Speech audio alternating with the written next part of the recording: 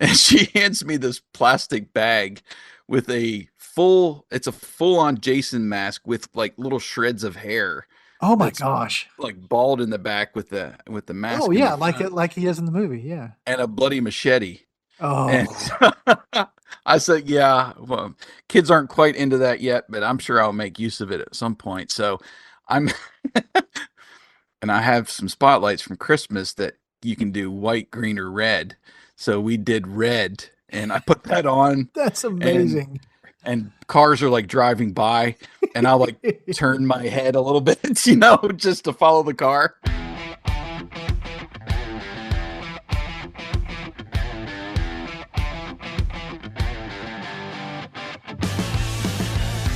Welcome to the Greatest Lists podcast, a show about music and lists.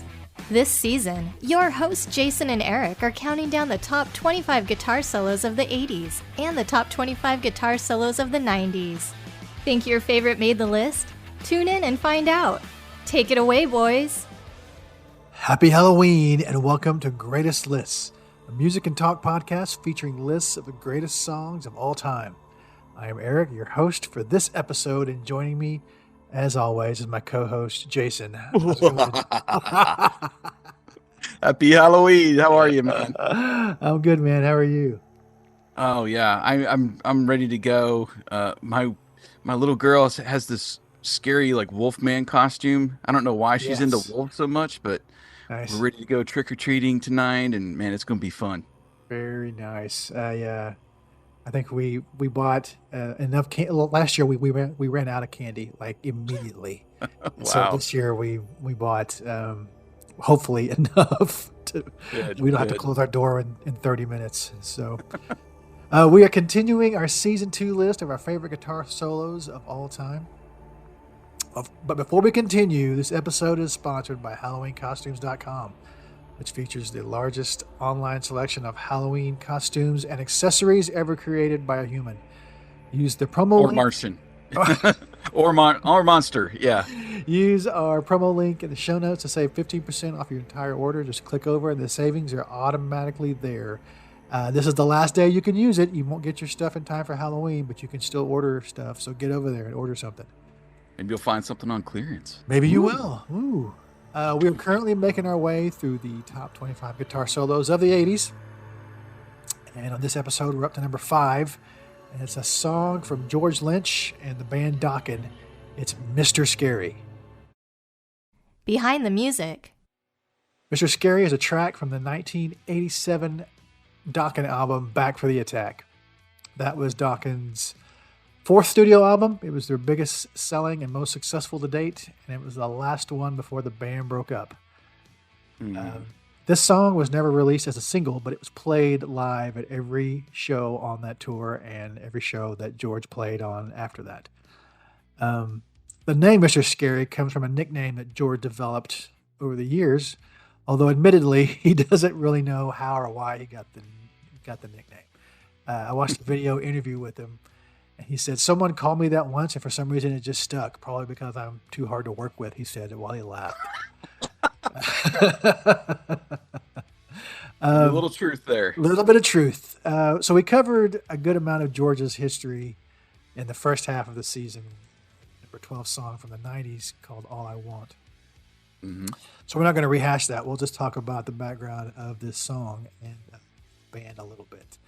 The music for this track was written by Lynch himself and the Dokken bass player Jeff Pilson. It was written to be a heavier track on the album because they felt like the song didn't have enough heavy songs on it. The original idea for the lyrics were based around the idea of a serial killer stalking young women. But those lyrics were never fully developed beyond their basic ideas, though. They planned on giving the song to lead singer Don Dokken to add vocals, but the song didn't sync with his voice. Lynch said he just wasn't feeling it, which I can understand. You really can't sing over this song in retrospect. Don Dokken also reportedly said that the music was just too menacing. Whatever that means. After all that, producer Neil Kernan suggested they make it an instrumental. And initially, Don Dokken was against the idea. And you have to understand the history between Don and George to understand why he was against it. Originally, when the band formed in the early 80s, 1981, Don didn't want George in the band. They really didn't get along. Well, let me back up. Originally, the band was just called Don Dokken, and it was him, and he had a backing band. And he didn't really get along with George. He found him arrogant and hard to work with, which seems to be a common thread amongst everybody that works with George over the years. Don originally pegged a guy named Warren DeMartini to be the guitarist in the band, but Warren took a gig with a little-known band named Rat, and so he was not available. And originally, Don played guitar in the band and was looking for a second guitarist to share the duties with. And after George was added, the label, quote unquote, suggested that George become the main guitarist and Don focus solely on singing. In later years, Don has admitted that he was never really fully on board with that idea, but the label got their way, and that his, quote unquote, bitterness probably added to their personal problems. However, Don has claimed in the past that he was as capable of a guitarist as George is, to which I say rubbish. He's as good a guitar player as George as I am a good quarterback as Patrick Mahomes. You can get out of here with that nonsense, Don.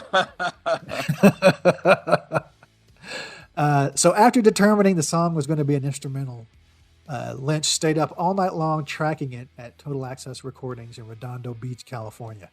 And Lynch said of the recording session, it was just one of those more memorable tracking sessions ever in my life, because it was just so magical. All this stuff just happened to fall into place and everything just clicked.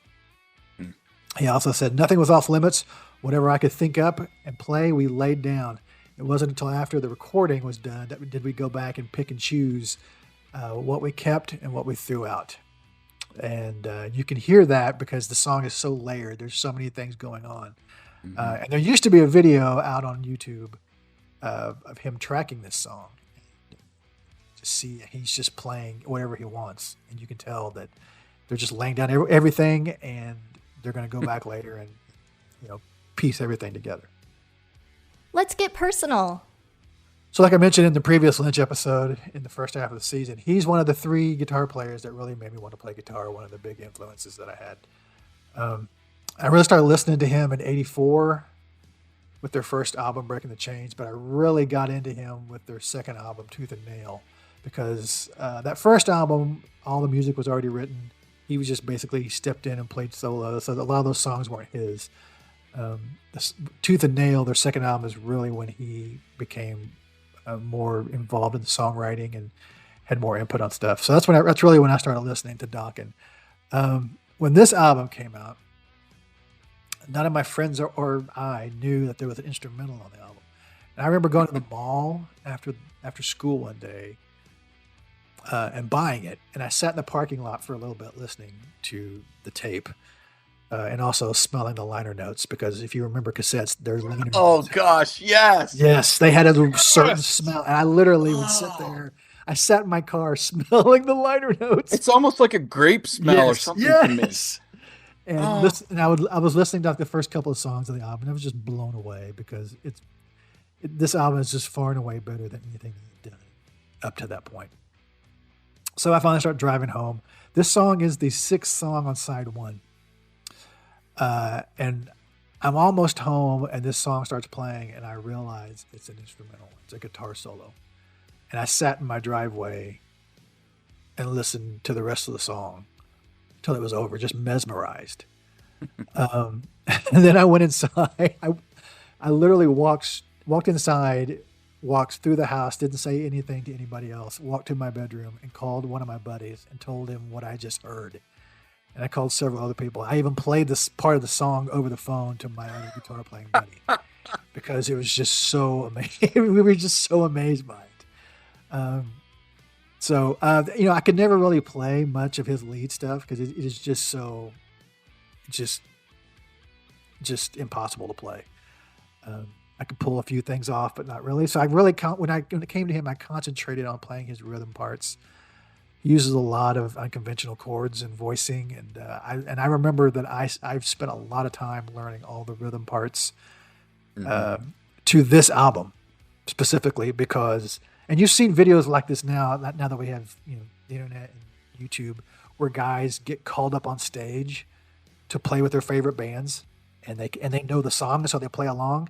I literally learned every rhythm part on this album just on the off chance that I ever got to get up on stage and play. I would be able to play all the rhythm parts of this album. And I saw them live twice with this tour, and never even close enough to be kicked out of the crowd. But I'm not even lying when I say that's the reason why I learned all the rhythm parts on this album, was because I'm going to get on stage one day and I will know how to play this. What's your? I can't remember what you said in the first half of the season. What's your history with Dokken? I'm kind of in the fog right now from the smell of the liner notes. But man, if you didn't buy cassettes in the 80s, you do not know what we're talking about. But it was literally crack. It was crack. It was awesome. Anyway, yeah, I got real no history with Dokken. It's kind of embarrassing, I guess, for a number 5 song on the list. But again, I know I use this as an excuse, but if it wasn't in the top 40, I didn't listen to it much as a kid, unless it was on MTV or Well, you weren't a teenager then. You were, you were still kind of young, so that's all you really had access to was top 40 because your mom. Right. Dokken, really the only Dokken song that I had heard, maybe on MTV or outside, or maybe. Let me guess. Was it Dream Warriors? No, it was Alone Again. Wow, really? Yeah. Yo, I love Alone Extra Again. Points. Oh, that's a good song. Yeah, Extra Points. Yeah. So that's the most familiar song I know from Dokken. Yeah, for obvious reasons, I do know Dream Warriors. Yeah, okay. But, yeah, Alone Again's about the only one that I can just really, that's Dokken. I know that. Nice. I don't even know where that charted. Maybe it did chart. It didn't. It didn't? Okay. No, it didn't. Anyway, so it is kind of embarrassing.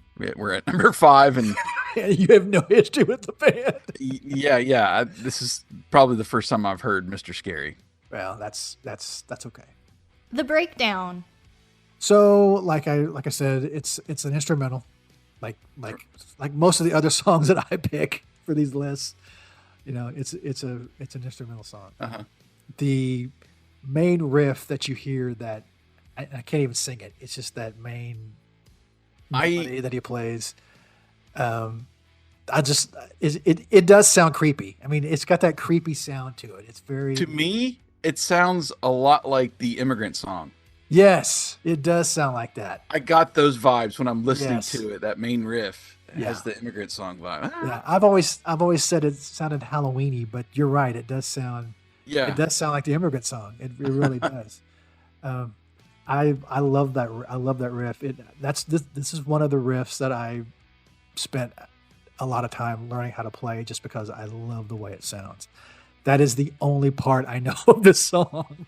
I do know the opening riff, that first part you hear, that when the song starts, I can play that, but that is about it for this song. There's nothing else I can play. But it is very layered. You can tell that he recorded it and then pieced everything together.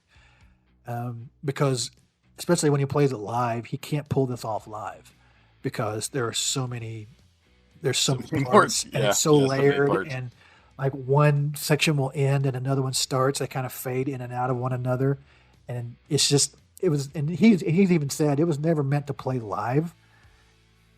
It's his dream come true, and he just threw the kitchen sink into it. I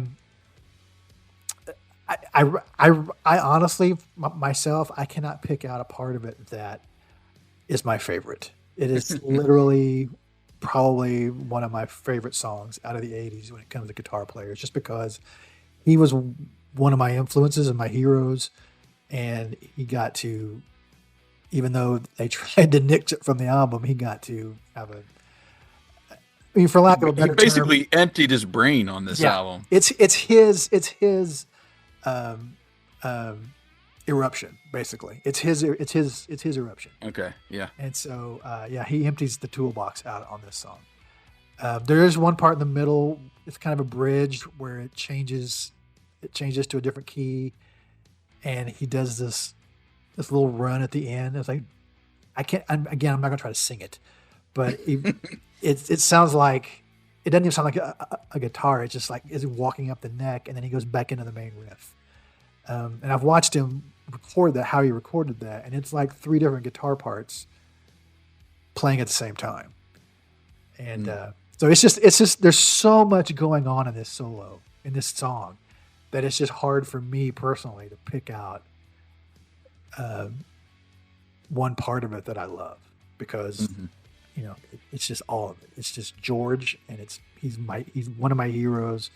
Yeah. And so It's great. I mean, great throughout, and that's one of the first things I wrote down. I was waiting for the vocals to kick in at any time, and I'm like, okay, so it is instrumental. I didn't know Dokken did any instrumentals, so yeah, it's the only one. Just great throughout. I didn't realize it was so layered like that. So I guess I should have known, as meticulous as it is, that it's really hard to pull off in one take or whatever. But yeah, and I mentioned earlier, or the first part of the show, that they had some rudimentary lyrics built out around that idea of a serial killer and chasing down young women. And I saw a video interview with Jeff Pilson, the bass player, and they talked about it for like 10 seconds. But he said that that part that George plays, that melody, main melody, is what he was singing to when they first wrote the song. And he goes, I think the line was this, and he sang it. And I was like, oh my God, that would have been an incredible song. but it ended up being an instrumental. So yeah. So Mr. Scary is at number 5 on our countdown. And wouldn't you know it, I've got some bonus songs for you. I bet you do. Come on, it's Halloween. Fill us up with some good creepy music. So heavy metal. Off of their second album, which was called Tooth and Nail, the opening song is actually called Tooth and Nail, but it's got an intro to it called Without Warning. So we're going to play those 2 songs together because they go together. One of them fades out and the other one fades in. So first bonus song is Without Warning, Tooth and Nail. The second bonus song is off of their third album called Under Lock and Key. It's a song called In My Dreams. And the year that this came out, there was a magazine that had the top, I want to say 50 guitar solos of the 80s at the time. And this was number 1. Oh, wow. Yeah. Wow. So In My Dreams. And that was just one. It wasn't like, it was just one of the guitar magazines. But they had I want to say it was the top 50 of the 80s, but it may have been a smaller list than that. But this was the number 1 solo. So In My Dreams will be the second bonus song. And then from the same album, Back for the Attack, this is far and away their best album. Songwriting wise, production wise, just musicianship wise, this is their best. This is their best offering. We have 2 songs off of this album. We got Kiss of Death, which is the opening track on the album. So this is what I heard as a 17-year-old sitting in my car when I first put the tape in the deck. This is what I heard, Kiss of Death. And then another song called Cry the Gypsy from that same album. Both of those have just screaming guitar solos from George. Probably my 2 other favorites outside of Mr. Scary on that album. If you have Spotify Premium, you're going to hear all those songs in their entirety, and then you're going to thank me. If you're a free Spotify user, you're going to get just a little clip of that, and you're going to have to go find them somewhere else. Otherwise, you're going to have to use the Song Whip links in the show notes to find those songs in your favorite music app. Probably for just a couple more days, you'll be able to find us on Twitter, but you can always find us on YouTube at Greatest Lists, or you can find us at our website, greatestlistpodcast.com. Jason will be back in the next episode for our number 4 song. I'm trying to think of what it is. Number 4 from 1984. Yes. Thanks for listening to Greatest Lists. Happy Halloween. We look forward to talking to you in our next episode. You've been listening to The Greatest Lists.